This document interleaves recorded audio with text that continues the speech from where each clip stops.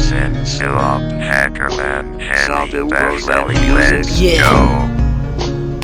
Roshan Sop Musicus.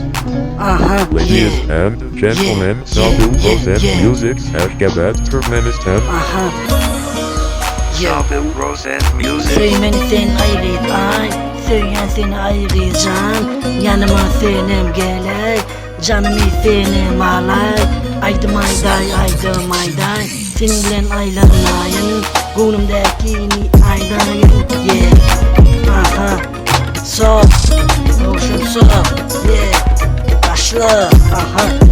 Sevgili borcuk, o borcuk, söyleyen borcuk. Seni söyleyecek, beni harcatma. Ay sanacık, ovadan bunca razık. Men küçücük, Roshancık. Seni söyleyen oğlancık. Men yetimin bunu, men yetimin bunu.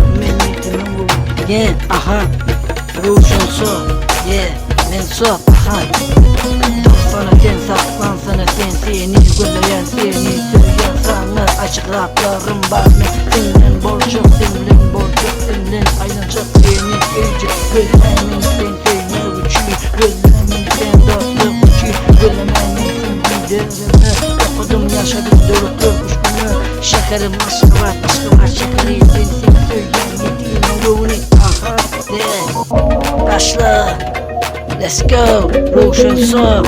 Benim sazım Kudurlayan.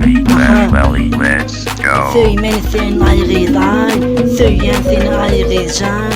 Yanıma senin gelir, canımı senin alay. Aydım ayday. Seninle aydanayın, bundakini aydayın. Başlayana bir kuple. Söylemeni sen ayrıday, söyleyen seni ayıracağım. Canımı sağlay benim.